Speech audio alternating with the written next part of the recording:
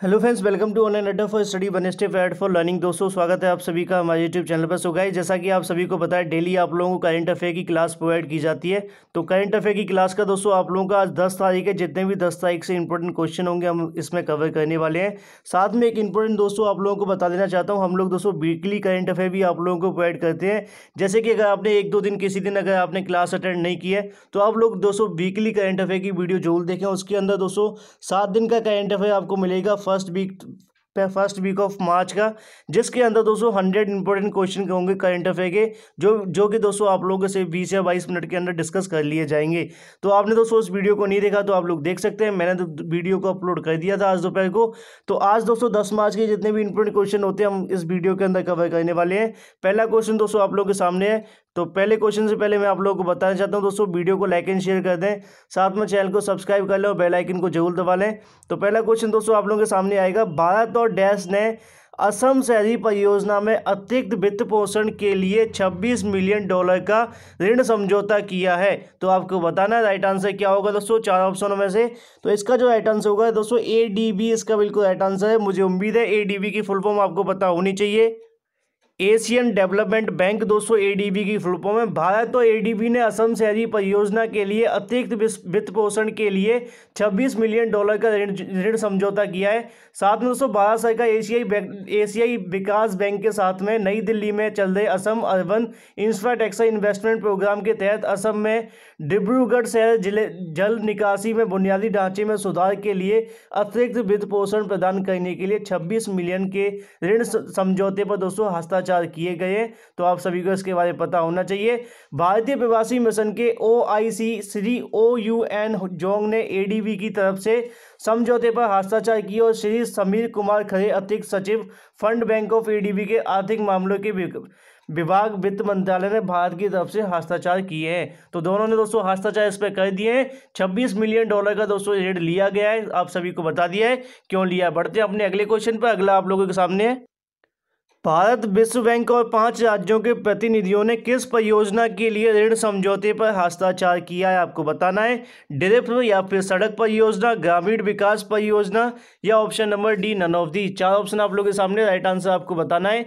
तो दोस्तों ड्रिप आप लोगों के सामने जो लिखा है वो इसका बिल्कुल राइट आंसर होगा, ऑप्शन नंबर ए इसका बिल्कुल राइट आंसर है। अब ड्रिप को देखकर आपके माइंड में दोस्तों बत्ती जगी होगी कि ड्रिप का मतलब क्या है। तो ड्रिप का मतलब होगा दोस्तों डैम रिहेलिवेशन एंड इम्प्रूवमेंट प्रोजेक्ट, इसका बिल्कुल राइट आंसर होगा। तो दोस्तों आप समझ गए होंगे बांध के लिए दोस्तों, बांधों के विकास के लिए दोस्तों ये जो समझौते किए गए हैं 5 राज्यों के प्रतिनिधि भारत और विश्व बैंक के साथ में ये ऋण समझौते पर हस्ताक्षर हुआ है। तो विश्व बैंक और भारत और नई दिल्ली में भारत सरकार के 5 राज्यों के कार्यान्वयन एजेंसियों के प्रतिनिधियों ने बांध पुनर्वास और सुधार परियोजना के लिए 137 मिलियन के अतिरिक्त वित्त पोषण के लिए ऋण समझौते पर दोस्तों हस्ताक्षर किया गया है। तो अगर आपसे पूछ लिया जाए तो कितने पे किया है, तो 137 मिलियन का दोस्तों ये समझौता किया गया है। यह समझौता कर्नाटक, केरल, मध्य प्रदेश, उड़ीसा, तमिलनाडु और उत्तराखंड राज्यों में 220 से अधिक चयनित बड़े बांधों के पुनर्वास आधुनिकीकरण में सहायक होगा। पुनर्निर्माण और विकास के लिए इंटरनेशनल बैंक 137 मिलियन का दोस्तों ऋण देगा। 3 वर्ष के अनुग्रह अवधि और अंतरिम परिपक्वता 16 वर्ष की है। तो दोस्तों आप लोगों को मैं दिखा देना चाहता हूं, तो ये दोस्तों इमेज आप लोगों के सामने अवेलेबल, जिसपे दोस्तों हस्ताक्षर किए अलग अलग दोस्तों जो एजेंसी के अधिकारी थे। पृष्ठभूमि की बात की है तो 2010 में बैंक के बोर्ड ने भारत में 220 से अधिक चयनित बांधों की सुरक्षा और टिकाऊ प्रदर्शन में सुधार के लिए डैम रिहेबिलिटेशन एंड इम्प्रूवमेंट परियोजना की राशि देने के लिए $350 मिलियन की दोस्तों पहले स्वीकृति दी गई थी। तो ये दोस्तों पूरी इन्फॉर्मेशन है जो मैंने आप लोगों को बता दी है। साथ में ड्रिप की भी मैंने आप लोगों को फुल फॉर्म बता दिया, आप लोग उसको जरूर नोट कर लीजिएगा। अगला क्वेश्चन कवर कर लेते हैं। अगला आप लोगों के सामने है, हाल ही में किसको वित्त सचिव के रूप में नियुक्त किया गया है। आपको बताना है। 4 ऑप्शन आप लोगों के सामने है, आलोक मित्तल, सुनील जोशी, सुभाष चंद्र गर्ग या फिर option number D none of these. तो दोस्तों सुभाष की जगह ये सुभाष है, यहाँ थोड़ा जो टाइपिंग मिस्टेक है, सुभाष आप समझ गए होंगे। तो राइट आंसर दोस्तों आप सभी को बताना है। इसका जो राइट आंसर होगा दोस्तों सुभाष चंद्र गर्ग, इसका बिल्कुल राइट आंसर है। सुभाष चंद्र गर्ग को दोस्तों वित्त सचिव के रूप में नियुक्त किया गया है। ये इमेज अवेलेबल है आप लोगों के सामने सुभाष चंद्र गर्ग की। मंत्रिमंडल की नियुक्ति समिति ने भारतीय प्रशासनिक सेवा अधिकारी सुभाष चंद्र गर्ग को भारत के वित्त मंत्रालय के आर्थिक मामलों के सचिव के रूप में नियुक्ति दी गई है। पूर्व वित्त सचिव अजय नारायण झा 28 फरवरी को सेवानिवृत्त हुए और राजस्थान के कैडर में 1983 बैच के IAS के अधिकारी 58 वर्षीय गर्ग को जून 2017 से आर्थिक मामले के विकास में सचिव के रूप में कार्यरत हैं। तो राइट आंसर होगा दोस्तों सुभाष चंद्र गर्ग, जिसका इमेज आप लोगों के सामने अवेलेबल है। अगला क्वेश्चन कवर कर लेते हैं। इसरो फ्रांसीसी स्पेस एजेंसी ने समुद्री सुरक्षा पर हस्ताक्षर किए हैं, तो एजेंसी का नाम आपको बताना है। 4 ऑप्शन आप लोगों के सामने, राइट आंसर दोस्तों आप सभी को इसका बताना होगा। तो नासा है या फिर CNES है या केस है या फिर ऑप्शन नंबर ESA है। तो 4 ऑप्शनों में से आप सभी को इसका राइट आंसर बताना होगा और इसका जो राइट आंसर होगा दोस्तों वो होगा CNES इसका बिल्कुल right answer. Option number B इसका बिल्कुल राइट आंसर होगा, ऑप्शन नंबर B। तो ऑप्शन नंबर B तो इसका दोस्तों राइट आंसर है, लेकिन जैसे ही आप लोगों के सामने आएगा CNES तो आप लोगों के माइंड में आता होगा फुल फॉर्म क्या होगी इसकी। तो फुल फॉर्म भी दोस्तों आप लोगों को बता देना चाहता हूँ, आप लोग नोट कर सकते हैं। फुल फॉर्म सेंट्रल नेशनल इटूडियस स्पेटियलस इसकी फुल फॉर्म होगी दोस्तों, आप लोग दोबारा से नोट कर सकते हैं। सेंट्रल नेशनल इटूडियस स्पेटियलस दोस्तों इसकी फुल फॉर्म है। ये है क्या दोस्तों CNES, आप सभी को पता होना चाहिए। एक साइड दोस्तों आप लोगों के सामने इसरो है, इसरो आप सभी को पता है इंडिया की दोस्तों अंतर्राष्ट्रीय दोस्तों एजेंसी है। साथ में आप लोगों को इधर बता दें स्पेस सेंटर है दोस्तों। तो इधर की बात की जाए तो इधर CNES भी दोस्तों फ्रांस की जो है अंतर्राष्ट्रीय एजेंसी है। तो दोनों की दोनों आप लोगों के सामने अंतरिक्ष एजेंसी, अंतर्राष्ट्रीय ने माफ कीजिए अंतरिक्ष एजेंसी है इंडिया और फ्रांस की। सो थोड़ा मिस्टेक होगा उसमें। तो बढ़ते हैं दोस्तों अपने अगले क्वेश्चन पर। अगला आप लोगों के सामने है, यूनाइटेड बैंक ने किस बीमा कंपनी के साथ आश्वासन समझौते पर हस्ताक्षर किए, आपको बताना है। 4 ऑप्शन आप लोगों के सामने, राइट आंसर आप सभी को पता होना चाहिए। तो देख लेते दोस्तों। तो जब ये क्वेश्चन की बात आई थी तो पहले भी मैंने ऐसा क्वेश्चन डिस्कस किया था, जब ये हस्ताक्षर होने की बातें चल रही थी तो उस पर भी मैंने ये वाला क्वेश्चन बताया था। तो आप सभी को इसका आंसर पता होना चाहिए। और साथ में दोस्तों ये वाला क्वेश्चन मैंने वीकली करंट अफेयर में भी रखा है। अच्छा दोस्तों, इससे पहले इसरो वाला क्वेश्चन था, तो इसरो के निदेशक मैं आपको बता दूं के सिवान उसके निदेशक हैं। और मुख्यालय कहाँ पर है? बेंगलोर के अंदर दोस्तों जो इसरो का मुख्यालय है। साथ में स्थापना कब हुई थी? 1969 के अंदर दोस्तों स्थापना हुई थी। तो ये बातें बताना मैं भूल गया था, तो दोबारा से कवर कर दिया है। तो अगले क्वेश्चन का राइट आंसर होगा ऑप्शन नंबर B इसका बिल्कुल राइट आंसर है। HDFC लाइफ इसका बिल्कुल राइट आंसर होगा। ये दोनों की इमेज आप लोगों के सामने दोस्तों अवेलेबल है, आप देख सकते हैं। यूनाइटेड बैंक ऑफ इंडिया ने निजी जीवन बीमा company HDFC life insurance company के साथ एक अनुबंध पर हस्ताक्षर किए हैं। इस साझेदारी के माध्यम से यूनाइटेड बैंक के ग्राहक जीवन बीमा उत्पादों और वितरण ग्राहकों की सेवा में HDFC लाइफ की विशेषज्ञता का लाभ उठा सकेंगे। तो राइट आंसर दोस्तों मैंने आप सभी को बता दिया। इसका जो राइट आंसर किसके साथ किया दोस्तों? HDFC लाइफ के साथ में किया है। तो साथ में दोस्तों यूनाइटेड बैंक ऑफ इंडिया के MD एंड CEO की बात की जाए तो M के प्रधान दोस्तों उसके MD एंड CEO हैं। साथ में मुख्यालय दोस्तों कोलकाता पश्चिम बंगाल के अंदर दोस्तों इसका जो है मुख्यालय। और HDFC के लाइफ के MD एंड CEO की बात की जाए तो विभा पडलकर दोस्तों वहाँ के CEO हैं। और प्रधान कार्यालय दोस्तों होगा मुंबई महाराष्ट्र। तो दोनों इंपॉर्टेंट चीज़ें दोनों को लेकर जो होती है मैंने आप सभी को बता दी है। बढ़ते हैं हम अपने अगले क्वेश्चन पर। अगला आप लोगों के सामने है, हाल ही में WHO के मुख्य वैज्ञानिक के रूप में किसको नामित किया गया है, आपको बताना है। 4 ऑप्शन आप लोगों के सामने है, राइट आंसर आप सभी को बता देता हूं दोस्तों। सौम्या स्वामीनाथन इसका बिल्कुल राइट आंसर होगा, ऑप्शन नंबर A। तो वर्ल्ड हेल्थ ऑर्गेनाइजेशन के में दोस्तों मुख्य वैज्ञानिक के रूप में नामित किया गया सौम्या स्वामीनाथन जी को। ये हैं दोस्तों सौम्या स्वामीनाथन जिनकी हम बात कर रहे हैं। विश्व स्वास्थ्य संगठन की उप महानिदेशक सौम्या स्वामीनाथन को WHO के मुख्य वैज्ञानिक के रूप में नामित किया गया है। उप महानिदेशक कार्यक्रम में के रूप में दोस्तों WHO के महानिदेशक टेड्रोस एडोनोम और ग्यूवियस की सहायता करने के 3 DDG में से एक थी। तो राइट आंसर दोस्तों होगा सौम्या स्वामीनाथन। इमेज आप लोगों के सामने अवेलेबल है। बढ़ते हैं दोस्तों अपने अगले क्वेश्चन पर। अगला आप लोगों के सामने है, भाभा परमाणु अनुसंधान केंद्र के निदेशक के रूप में किसको नामित किया गया है, आपको बताना है। Professor Banerjee, professor Pradeep Dutta, professor Ajit Kumar Mohanty. 4 option आप लोगों के सामने, राइट आंसर दोस्तों मैं बता देता हूँ। ऑप्शन नंबर C इसका बिल्कुल राइट आंसर होगा। अजीत कुमार जी इसका बिल्कुल राइट आंसर है। प्रतिष्ठित वैज्ञानिक अजीत कुमार मोहंती को भाभा परमाणु अनुसंधान केंद्र BARC के निदेशक के रूप में नियुक्त किया गया है, जो देश के बहुविषयक परमाणु अनुसंधान सुविधा है। मोहंती को 3 वर्ष की अवधि के लिए BRC का निदेशक नियुक्त किया गया है। वह वर्तमान निदेशक BARC में भौतिक समूह और निदेशक सहायक इंस्टीट्यूट ऑफ न्यूक्लियर भौतिकी में है। तो राइट आंसर होगा दोस्तों ऑप्शन नंबर सी, इसका बिल्कुल राइट आंसर है। तो ये है दोस्तों अजीत कुमार, जिनकी हम बात कर रहे हैं। BARC में दोस्तों इनको निदेशक के रूप में चुना गया है। बढ़ते हैं अपने अगले क्वेश्चन पर। अगला आप लोगों के सामने है, भारत में बच्चों के पढ़ने के लिए एक ट्यूटर ऐप लॉन्च किया गया, उसका नाम आपको बताना है। किसने किया है वो भी आपको बताना है। अमेजॉन प्राइम, गूगल बोलो, शाहरुख का बायजूस या नन ऑफ दीज।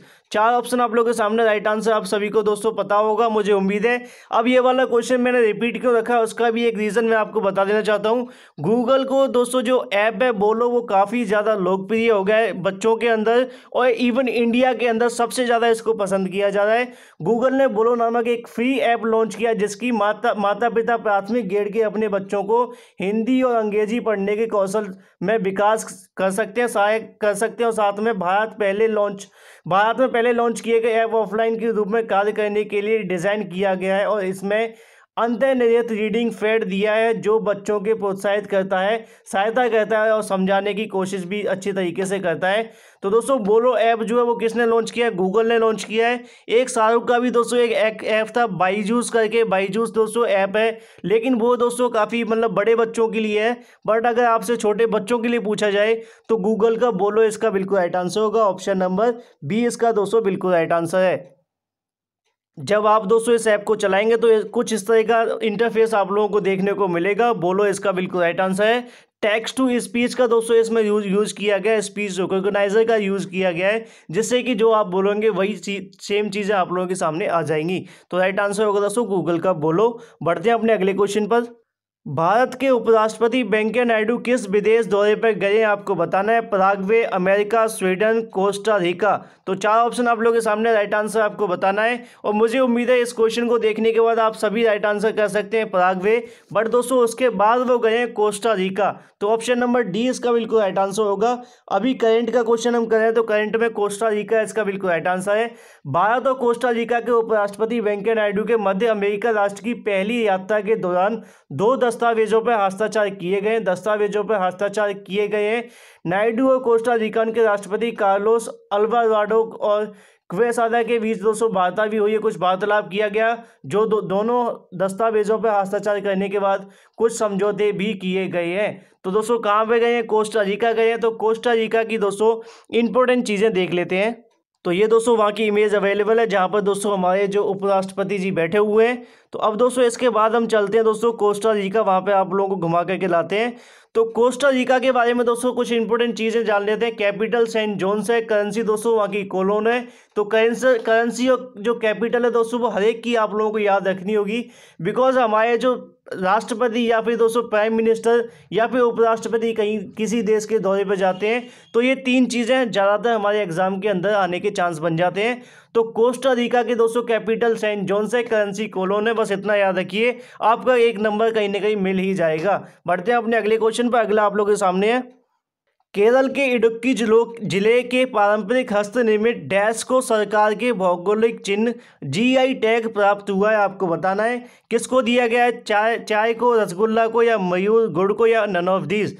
तो राइट आंसर आपको बताना है। तो रसगुल्ले का दोस्तों आप सभी को पता होगा, वो पहले ही मिल चुका है वेस्ट बंगाल की तरफ से।